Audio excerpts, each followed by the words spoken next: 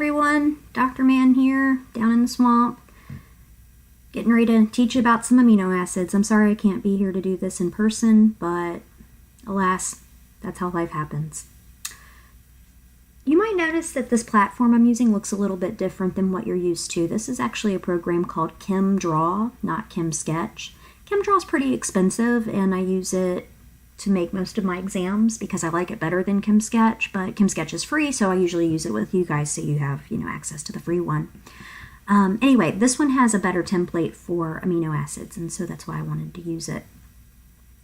There's a couple things I want to cover before I go over the 20 different structures, which is a little bit of just rote memorization, and I apologize for having to make you go through that, but that's just kind of how you got to do it. The first thing I'm going to show you is what the basic kind of fundamental structure is for an amino acid. So it's a small molecule that has an amine and a carboxylic acid.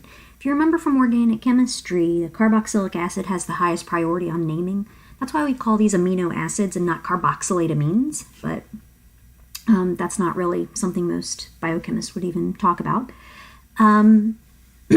At physiological pH, and this will hopefully make more sense when I cover it in a week or so, but at physiological pH, the amino acids exist in this zwitterionic form. So there's a positive charge on the nitrogen and a negative charge on the oxygen.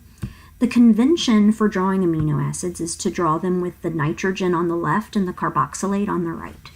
So that's just kind of the way it always is, and that's just how things are done. So first, I'm just going to write down a couple things. I would encourage you to write these along with me on a sheet of paper, like we were doing this on a board. That'll help you just kind of remember them a little bit better and might give you a couple ideas on questions that you might want to ask me as well. I will remind you that my internet service here is very, very limited.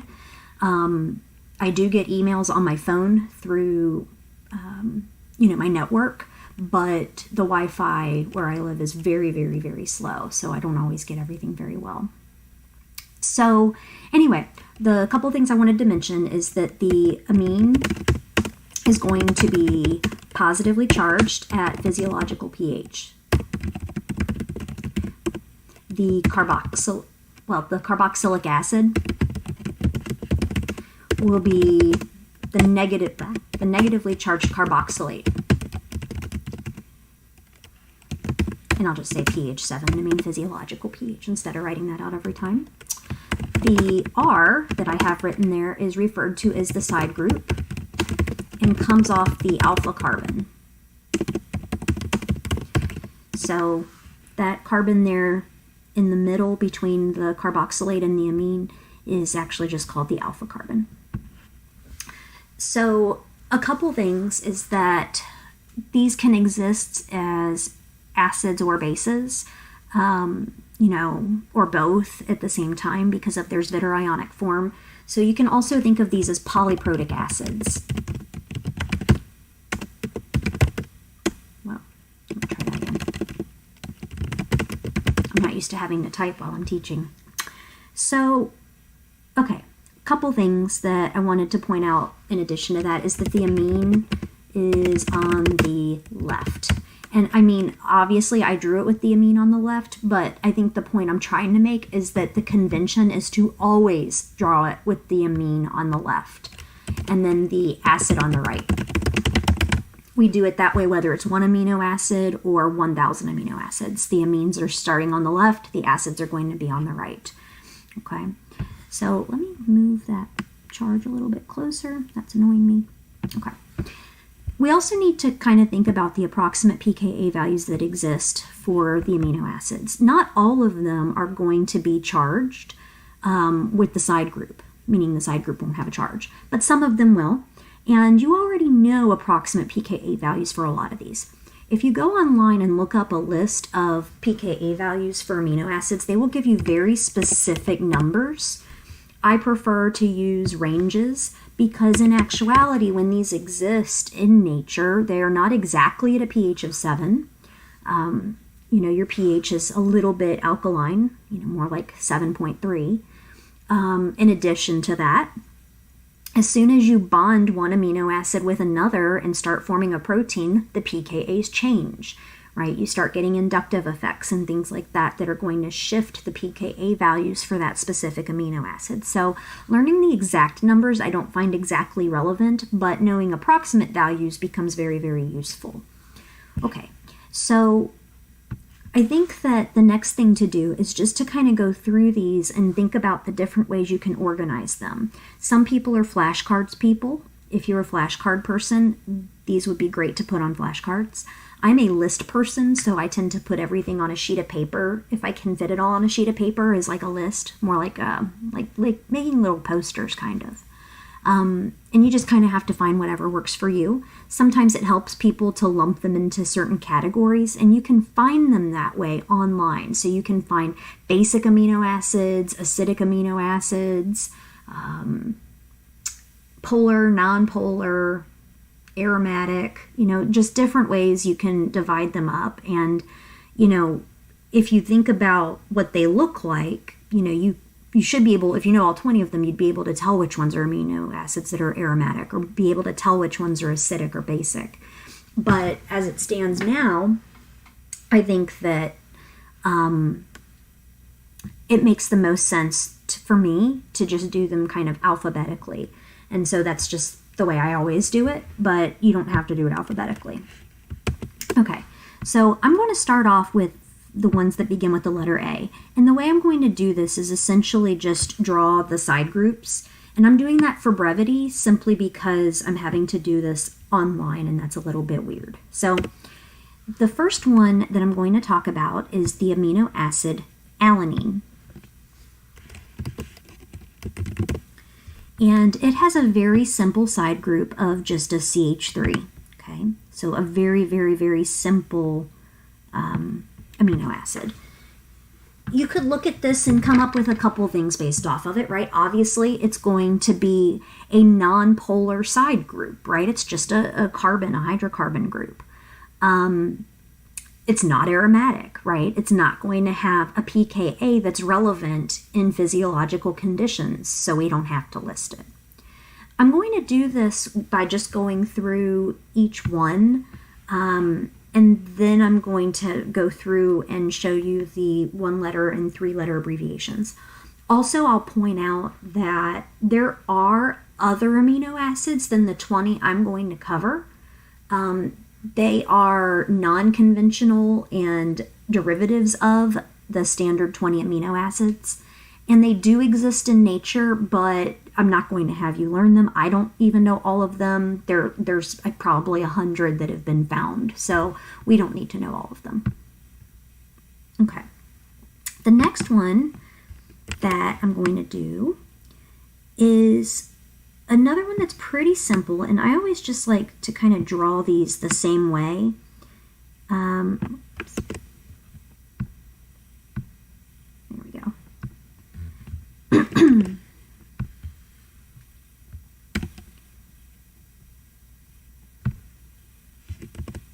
we go. So this one is aspartic acid. Now, you'll notice that it has the word acid as part of its name, which is indicative of the fact that it does have a carboxylic acid as the functional group. That's, the R group, the side group that's kind of dangling off the rest of the molecule. So there's a couple things you could say about aspartic acid. One is obviously it's acidic, and B, it would obviously have some sort of pKa value. And you know what they are for carboxylic acid. It's the same one that we used up here. It's about 2.4.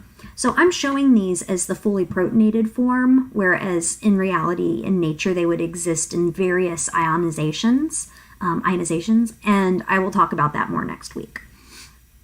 So then the next one is very similar to aspartic acid, and it has a name that sounds very similar to aspartic acid.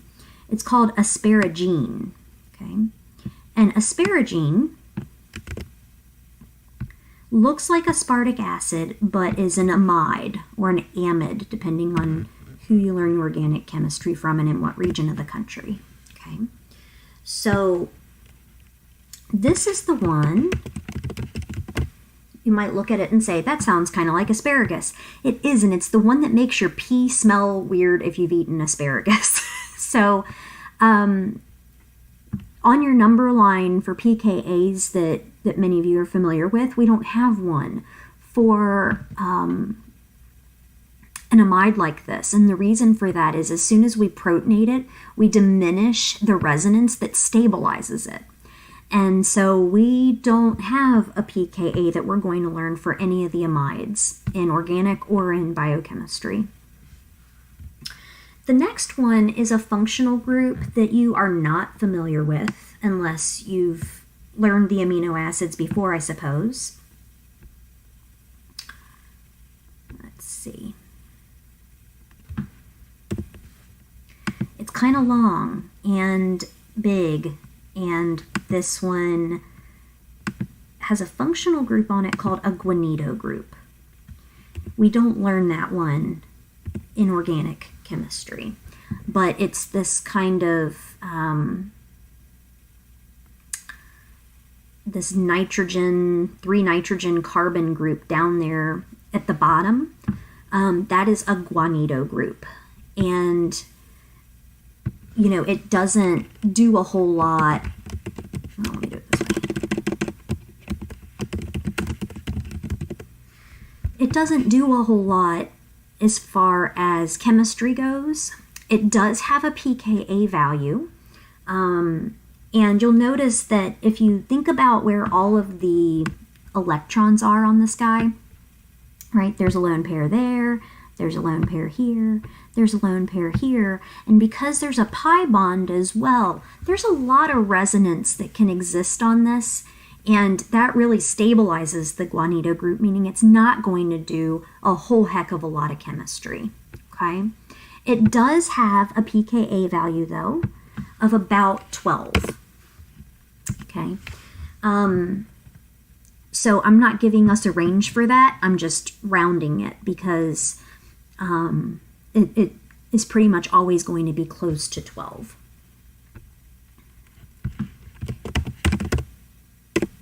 Oops, there we go.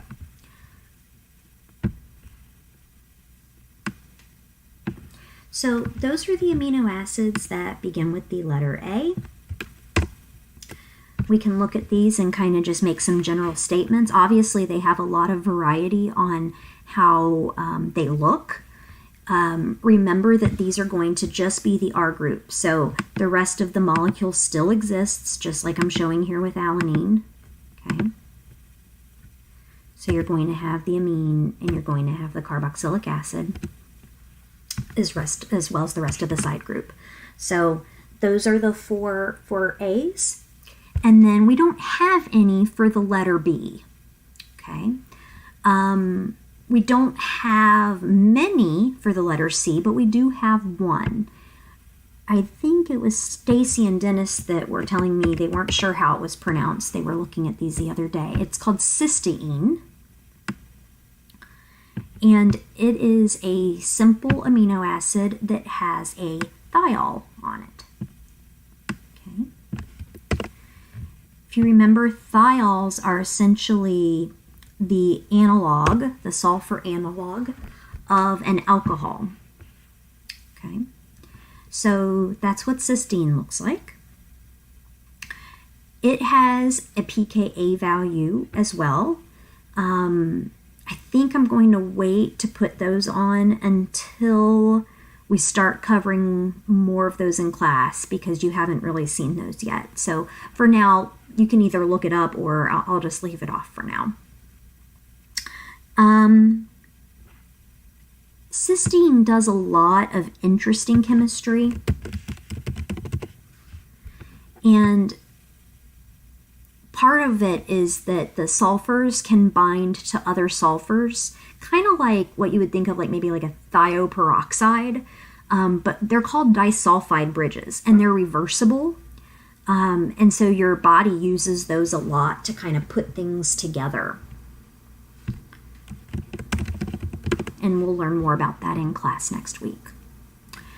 The letter D, there are no amino acids that begin with the letter D or E or F, but there are quite a few that begin with the letter G. So I'm going to just kind of scroll over here.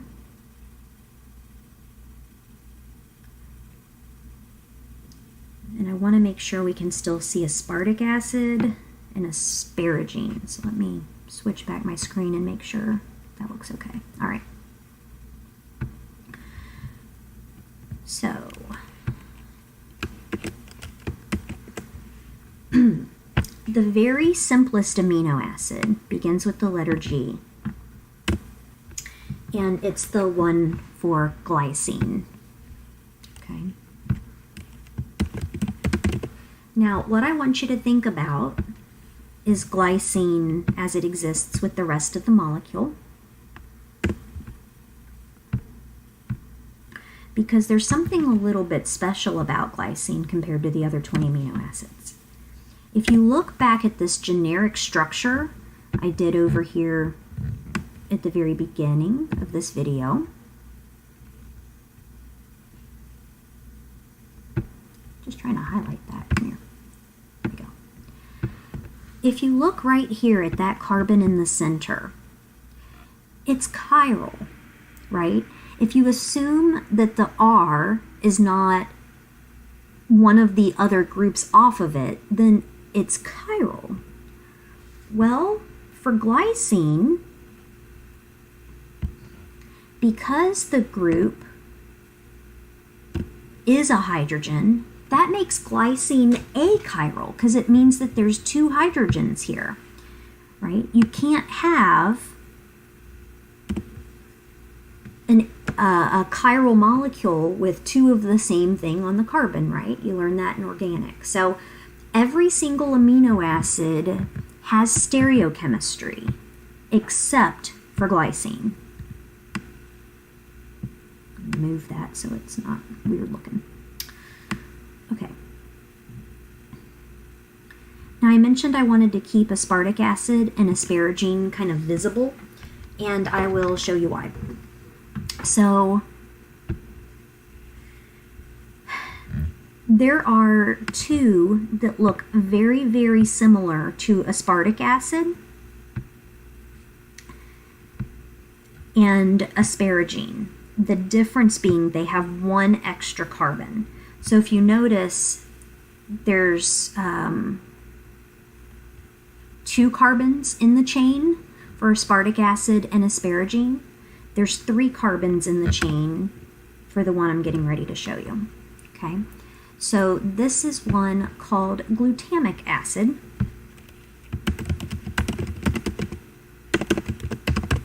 Okay, and if I have the very similar one, oops.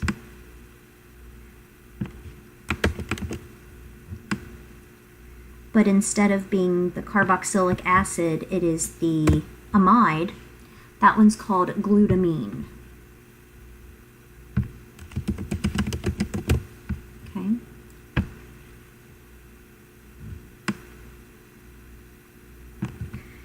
So, move this one.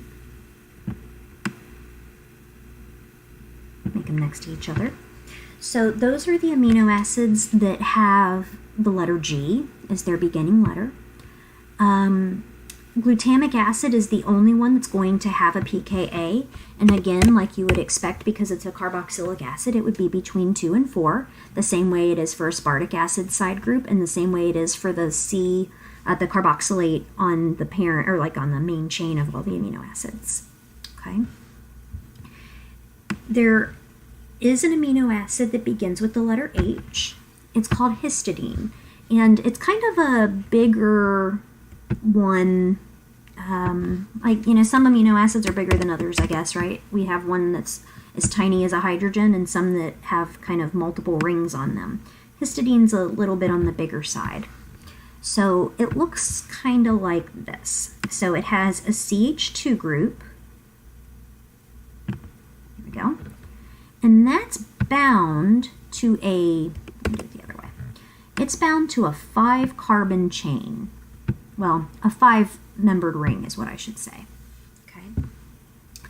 Now, the easiest way to remember how to draw histidine, I think, and of course this is just my preference, is that when I draw it this way, I put a nitrogen on top, a nitrogen on the bottom, and then I need to remember that there's a carbon-carbon double bond in the ring. If you do that,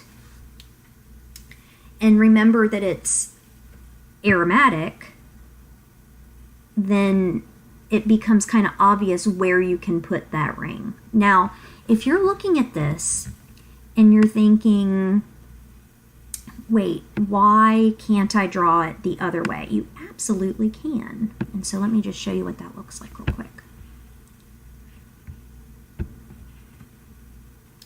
And I want you to think about what the relationship between those two would be.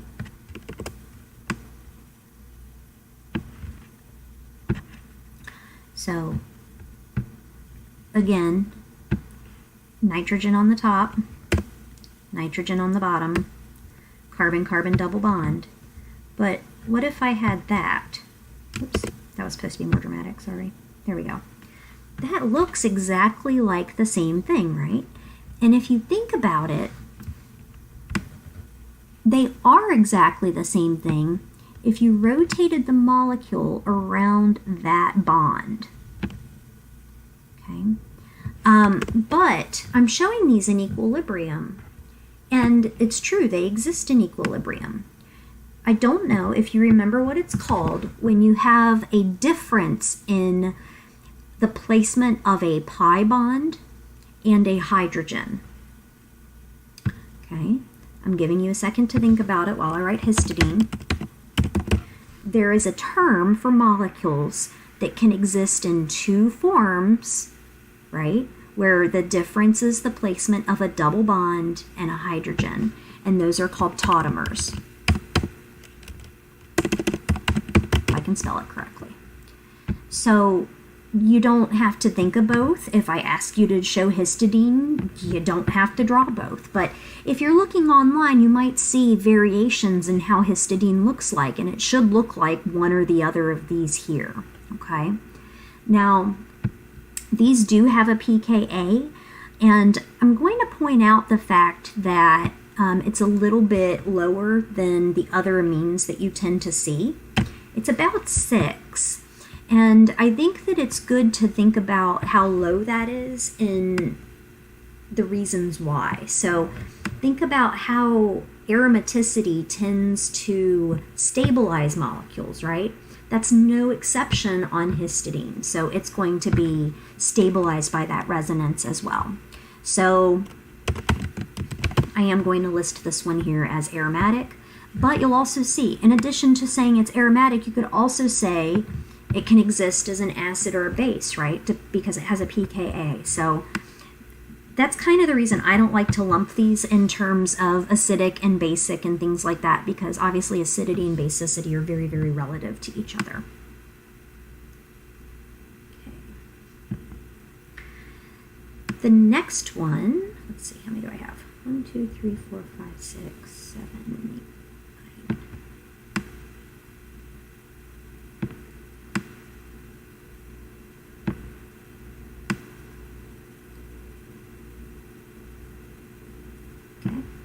So the next one would be the letter I, and there's one amino acid that begins with the letter I, and that is isoleucine.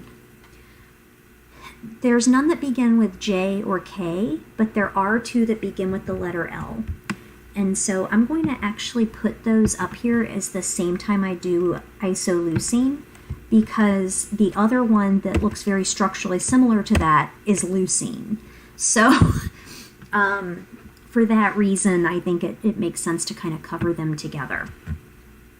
So if I draw, let's see, let me do it this way, just a 3-carbon chain.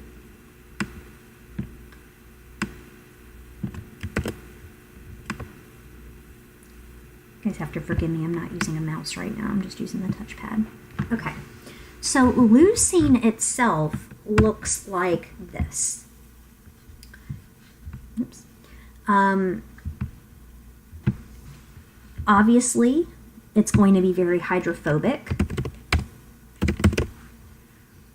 It's not going to have pKa's that are going to be attached to the side groups. And if you prefer to kind of put CH3s on your ends, you can do that as well. Some people prefer it that way.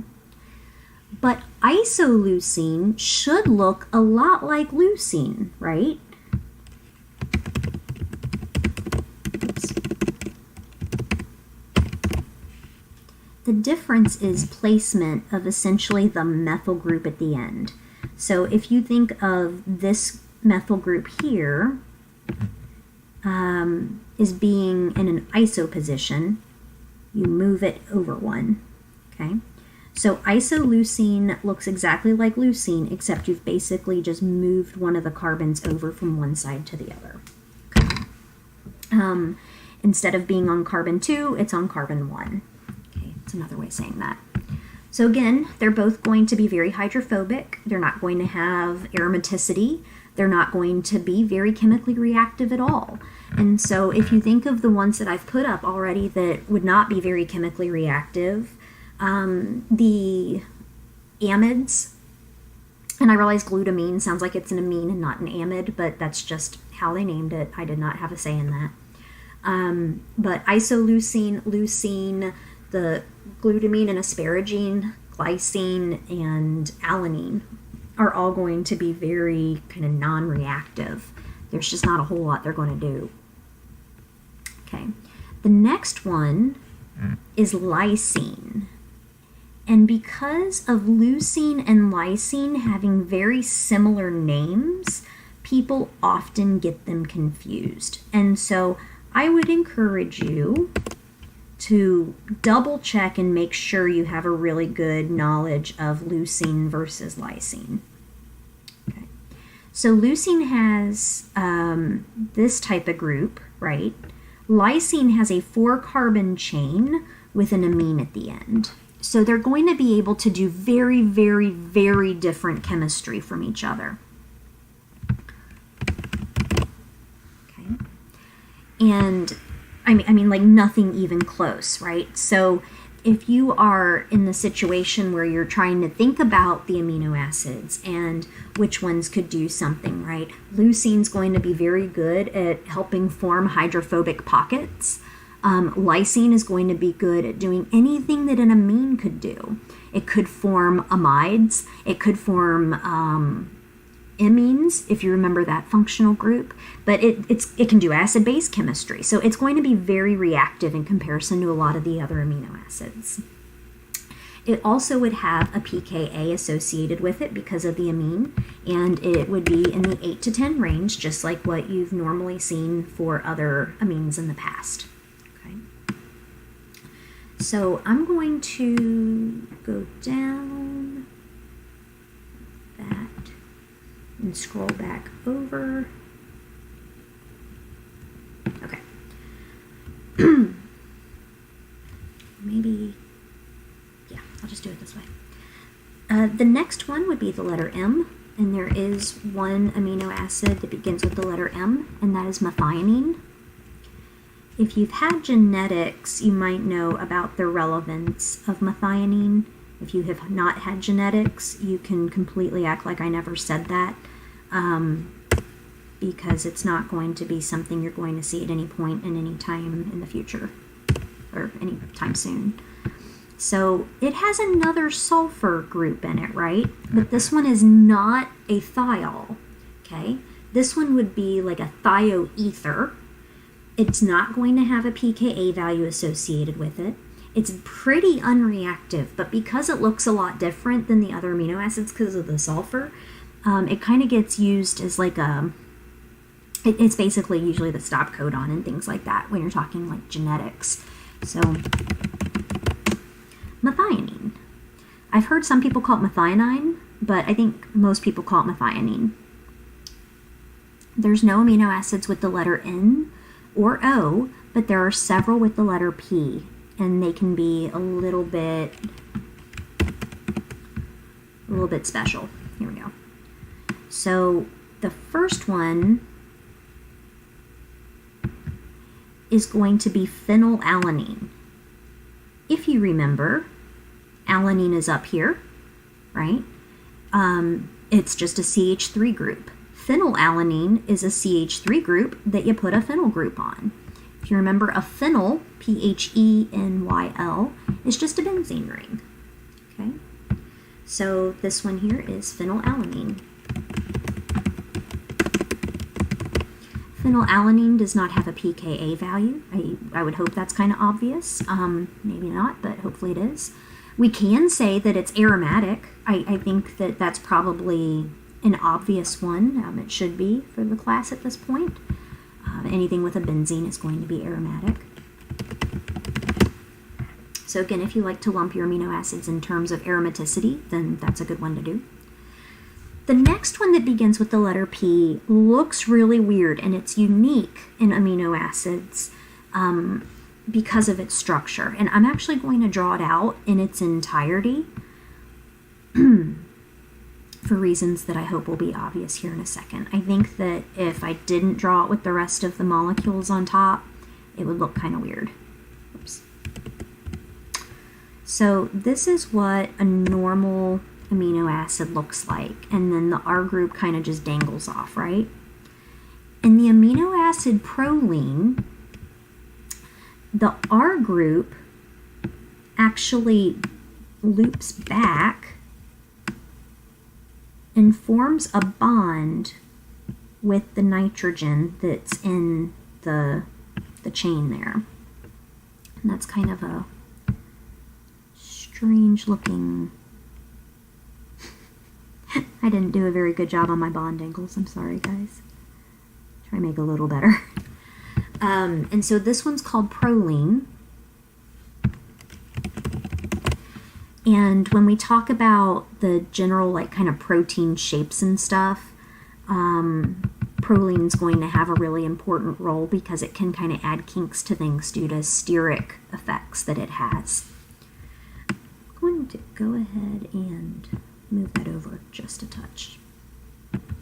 Something else about proline that, if it's been a while since you've had organic, and I know it was for some of you, just because it's cyclic doesn't mean that it is aromatic, right? It doesn't fit Huckel's rule for aromaticity. It doesn't have double bonds, it doesn't have resonance. So even though it's cyclic, it is not aromatic, okay? There's no amino acids that begin with the letter Q. I'm grateful for that. There's none for R, but there is for S.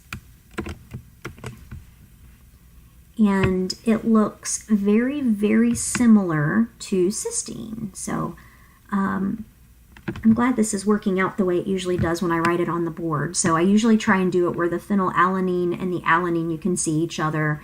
The aspartic acid, asparagine, glutamic acid, and glutamine, you can see each other.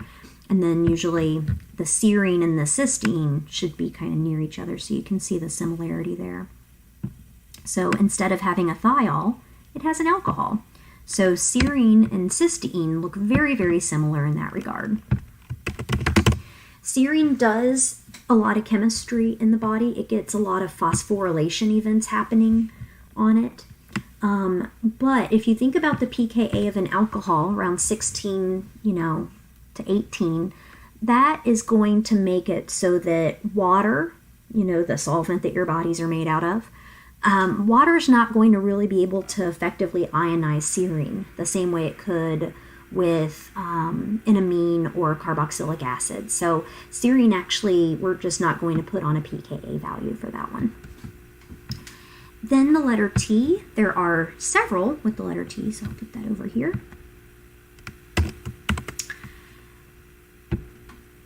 One of them looks very similar to serine, but with an extra carbon.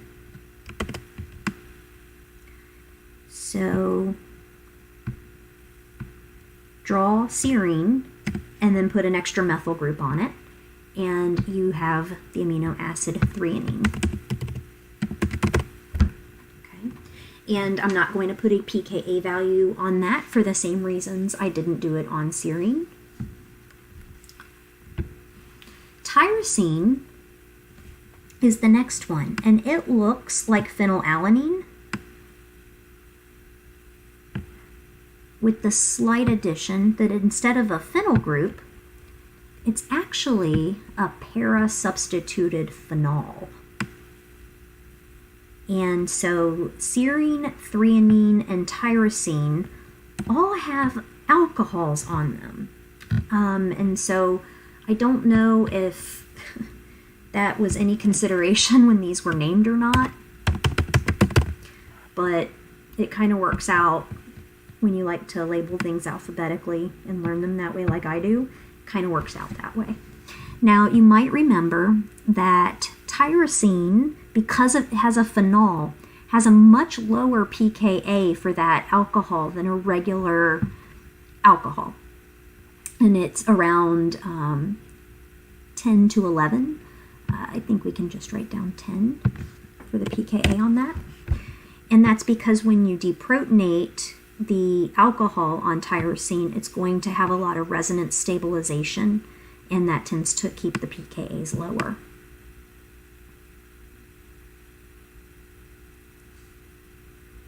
Okay. I'm just trying to do it this way. The largest of the amino acids is tryptophan. You might think of tryptophan. Oh, and let me write that down for tyrosine, that it's aromatic. I think it's probably obvious, but I did it for the others. Tryptophan is the one that you hear of and you're like, oh, right, Thanksgiving makes me sleepy. And so it's because of all the tryptophan, right? And so it has a 5-membered ring, and it also has a 6-membered ring attached to it. I'm going to rotate it so that it looks kind of more straight on like the others that we've looked at. We do it that way, maybe. Okay. You'll notice all of these aromatic ones that we've done have a CH2 group attached first, right? So kind of always keep that in mind. Now, just like histidine, and I said draw nitrogen at the bottom, we're going to do the same thing here. And then I need you to know that this is also an aromatic system. So both of the bonds, or both of the rings combined, are aromatic, and the only way for it to look like that would be if we drew it this way. Okay. I could have alternatively drawn the bond like that.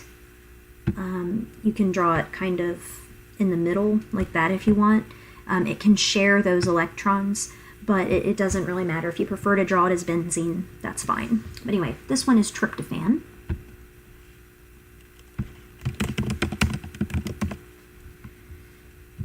And it is aromatic. There are no amino acids that begin with the letter U, but there is one that begins with the letter V, and I try and show that underneath isoleucine and leucine. It is the amino acid valine.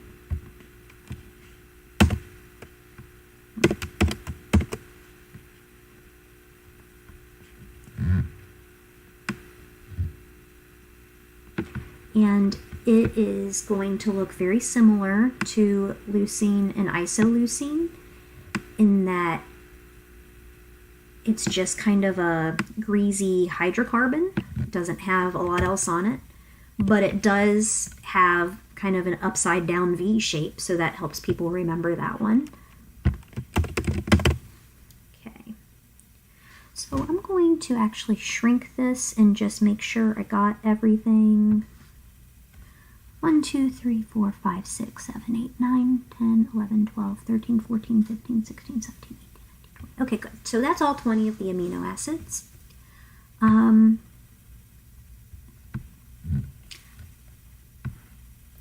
You know, on second thought, I'll go ahead and give you the pKa for cysteine. I think if you're just going to learn them all together, you might as well just do it. It's about 8. Let's see, I have histidine as 6. Okay, good. So the next thing I want to show you is the 1-letter and 3-letter abbreviations. And this is where learning them in alphabetical order can kind of help because, well, I guess because you'll see where the 1-letter abbreviation comes from. I'm going to shrink this just a little bit. Let me make sure that can still be seen. Okay, you know what I'm going to get rid of one of the tautomers of histidine on this so that I can kind of make it a little more condensed.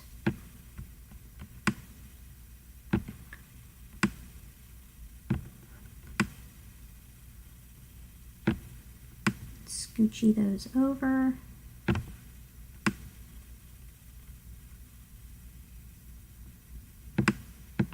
So close. I would really like to be able to see all this on one screen, but it might not happen. Oh, goodness.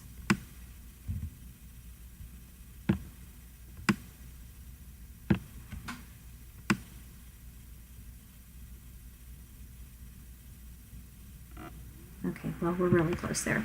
All right, so there's 20 amino acids, right? There's 26 letters of the alphabet. So there's enough letters definitely to go around, right? And have,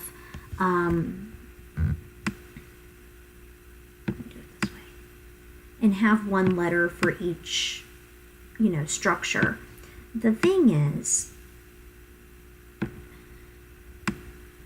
think I got it, guys. Got it. Okay. The thing is that you obviously have some that begin with the same letters, right? There's 4 that begin with the letter A.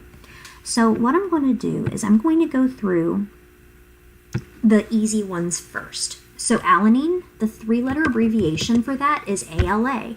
Almost all of these are going to have the first 3 letters. There are a few exceptions, but the first 3 letters will be the 3 that are in the name.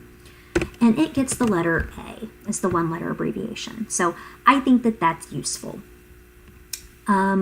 Obviously, aspartic acid, asparagine, and arginine can't have the letter A as their 1-letter abbreviation. Cysteine, CYS, gets the letter C. Glycine, GLY, gets the letter G, right? Glutamic acid, glutamine, can't do that. H, histidine, gets the letter H. Isoleucine is a little weird, and I think it's just because iso is a word that means, a prefix that means something to chemistry, so it actually gets ILE for isoleucine and gets the letter I. Leucine, LEU, gets the letter L, okay?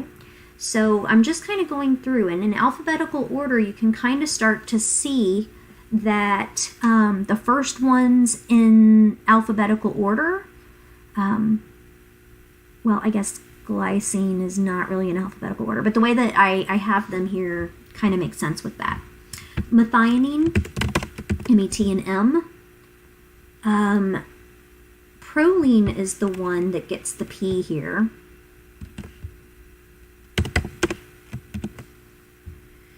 Serine, threonine,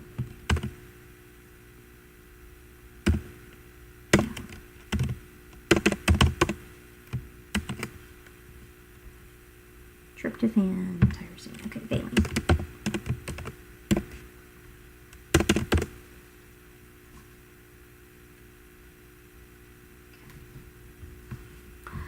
And so here we go.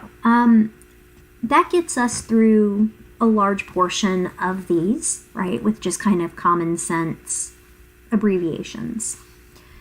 Now, that's where we can start filling in other letters of the alphabet.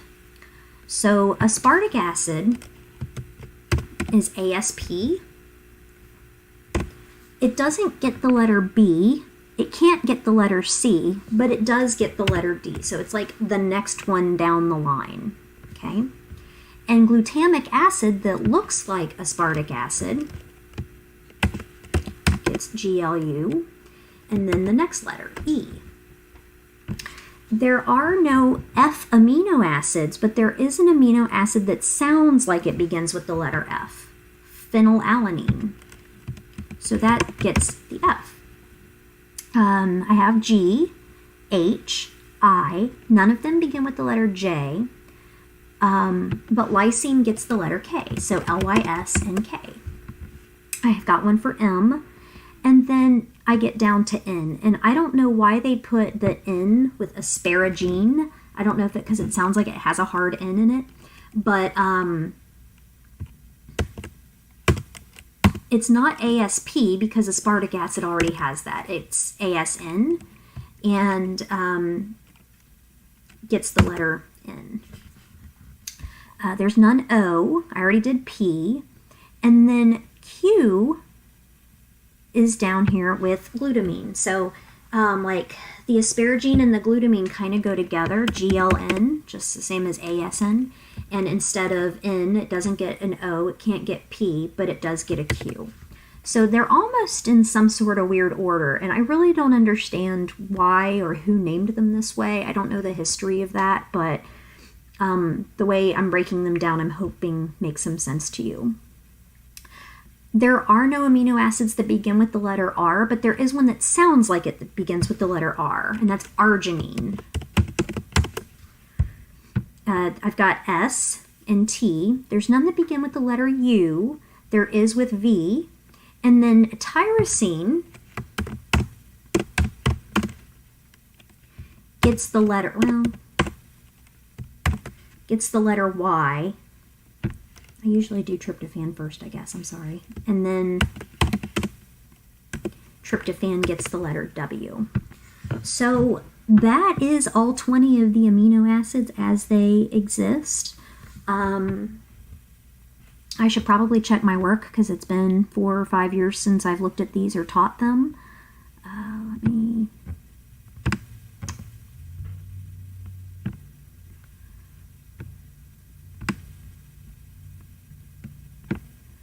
ALA, GLU, leucine, serine, arginine.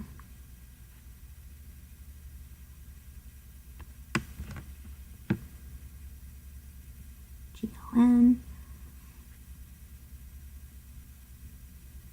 Yep, okay. I think we're good, guys. But anyway, these are the amino acids. So I hope that this is something that, you know, isn't going to be completely detrimental, that I wasn't able to teach it to you in person. Again, I'm sorry that I wasn't able to be there for you for this, but it's just kind of the way things worked.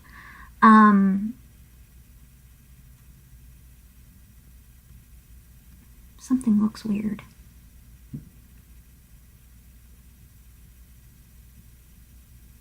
One of these isn't right.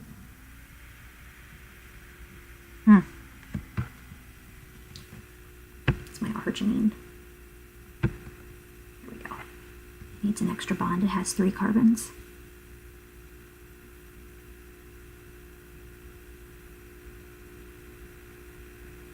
Yep, okay. I think the rest of these are good. So, anyway, I hope that this works for you. It kind of, if you have any questions, obviously you can email me and I'll get it on my phone. I think the approximate pKa's are good to know. The reason that there are 1-letter and 3-letter abbreviations, I'm not sure, but just historically that's kind of how it was done, and they both get used for certain purposes.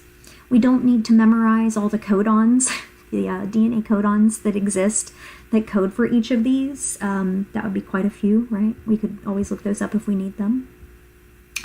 Again, you don't have to draw the tautomers with histidine. You just need to draw one of them. And you don't need to think about the ionizations just yet, since I haven't gotten into buffer chemistry, but learning the pKa approximations is probably going to be useful. Just trying to think of anything else. Sorry, my brother called me and I missed the call, so it's kind of rattled my brain. Took me and knocked me off kilter. Okay, well, I guess that's it then. So go ahead and, you know, start committing as many of these to memory as you can, as soon as you can. These will be on your very first exam, which won't be for quite a while, but you know, if you're like me, it might take you a little bit of time to memorize things. Oh, the other thing I was going to say is I think you can look at this and see how you could divide these up into polar and non-polar amino acids, ionizable amino acids, acidic or basic amino acids. But when it comes down to it, a lot of these, you know, if it's acidic or basic, it's also going to be polar, right? You can have some that won't ionize at a physiological pH, but that doesn't mean that they are not really technically weak acids or bases, right? So that's why I tend not to use those terms a lot. And different websites and different resources will lump them into different types of categories. So you can kind of do it however you want, though. As long as you know all 20 of them and you can answer general chemical questions about them, I consider that a win. So anyway, it's been fun doing this. It feels very weird to just do amino acids on my computer talking to myself, but email me if you have any questions, okay, guys? I'll talk to you on Tuesday.